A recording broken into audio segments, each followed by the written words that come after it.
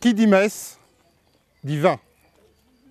Mais savez-vous que jusqu'à une date assez récente, disons l'invention des litres capsulés, étiquette bleue, étiquette rouge, qui firent la renommée de négoces qui raffinaient dans les caves de Bercy d'effroyables mixtures juste bonnes à décaper les métaux ferreux et non ferreux, les curés produisaient eux-mêmes le vin destiné à l'Eucharistie. Si vous partez d'ici pour aller vers le musée du miel, vous pouvez voir sur votre droite quelques ceps, vestiges d'une vigne qui, à défaut d'avoir obtenu des médailles dans des concours agricoles, avait régalé des générations entières de paroissiens, mais surtout de curés. Il faut vous dire qu'à cette époque-là, ceux-ci pratiquaient la règle bien connue des 1 dixième. 1 verre pour la messe, 9 verres pour la table. Ce qui, soit dit en passant, correspond à la définition de la dîme et prouve que le prélèvement à la source n'est pas une invention des nouveaux locataires des caves susmentionnées. Le père Saint-Trou, Herbert de son prénom, n'était pas du village, ni même du canton. Et pour tout dire, il venait de la ville. Joyeux euphémisme pour dire qu'il était bien incapable de reconnaître un taureau d'une vache, qu'il était persuadé que les coqs pondaient des œufs, et qu'il n'avait de connaissance œnologique que le trou qu'il avait sous les narines. Trou au demeurant fort difficile à combler, surtout lors de ces longues soirées d'été, quand le vent d'automne vous dessèche les amygdales. Son prédécesseur en homme avisé avait constitué de fort bonnes réserves. Mais celle-ci s'amenuisait de jour en jour au point que la paroisse risquait de manquer de vin de messe pour l'hiver suivant.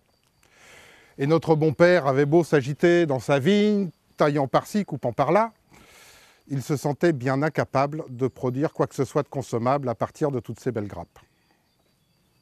Certes, il avait bien pensé à faire appel au père Bézodis, mais outre que sa piquette avait une effroyable réputation, ce n'était pas une solution très discrète.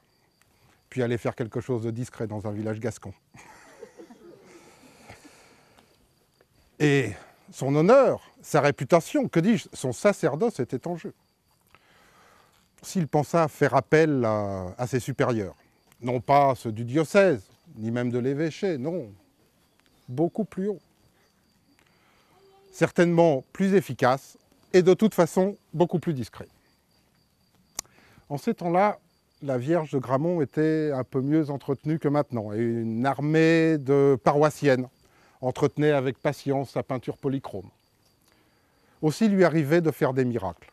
Oh, pas des gros miracles qui vous valent à coup sûr les honneurs des gazettes et assurent par la suite des décennies de prospérité économique grâce au tourisme processionnel. Mais des petits miracles adaptés à un petit village. Ainsi, la foudre n'était jamais tombée sur le clocher de l'église et aucune bête aux pieds tordus n'était venue au monde de mémoire de Gramontois. Ainsi s'en remit-il à la Vierge et par une nuit sans lune, vint discrètement la consulter. « Vierge Marie, comment faire du vin quand on est comme votre pauvre serviteur, aussi inculte dans les choses de la terre ?» La réponse mit un certain temps à lui parvenir, comme quoi le problème n'était quand même pas si facile que ça à régler. « Mon fils, lui dit-elle, les hommes sont tous des pêcheurs. » Il eut beau attendre, pas le moindre petit conseil supplémentaire, pas le moindre petit traité de comment faire son vin en Dilson.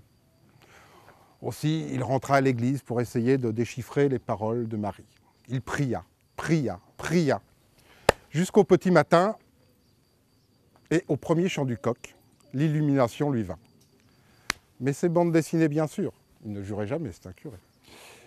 Pourquoi me fatiguer à faire du vin alors que tous mes paroissiens possèdent dans leur chai tout ce que la région produit de consommables ou de moins consommables.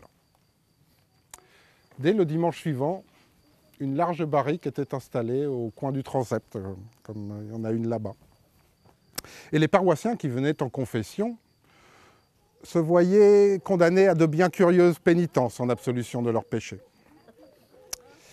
N'ayant trouvé dans saint Thomas d'Aquin aucune contre-indication notable, le barème établi par le père Saint-Trou était à la fois simple d'un point de vue arithmétique et inattaquable en termes de foi.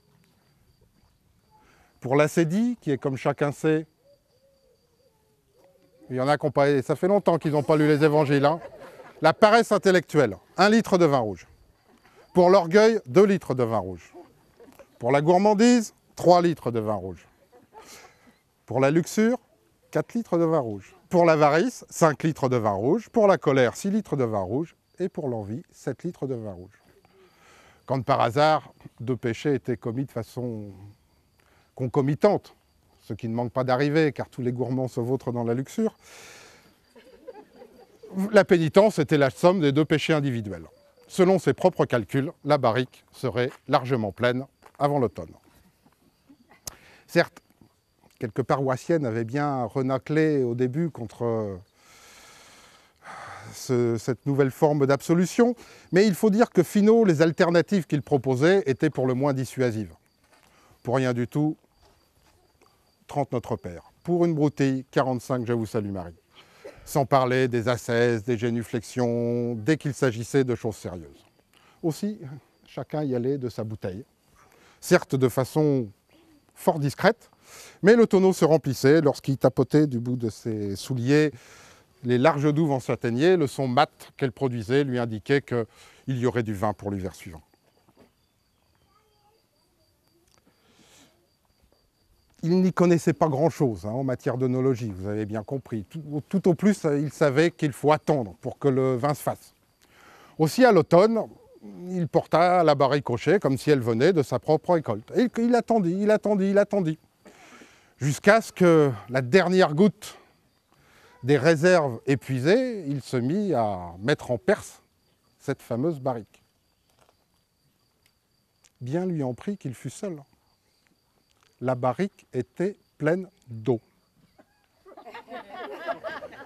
De l'eau saumâtre, au léger goût de châtaignier, mais de l'eau tout de même. Il avait dans son chai 350. Lui qui ne buvait jamais de pastis. Le soir venu, il se précipita vers la Vierge. Vierge Marie, votre fils a changé de l'eau en vin. Pourquoi avoir voulu que ce soit moi qui fasse le contraire? Pourquoi? La réponse lui vint beaucoup plus rapidement que la première fois. D'abord, mon fils, on ne demande pas 3 fois pourquoi la Vierge Marie, je ne suis pas sourde. Et puis sache que tu n'as rien changé du tout, ni moi non plus d'ailleurs. Mais je suis tellement distraite que la dernière fois, j'avais oublié de te mentionner un tout petit détail. Les hommes sont certes tous des pécheurs, mais tous des menteurs aussi.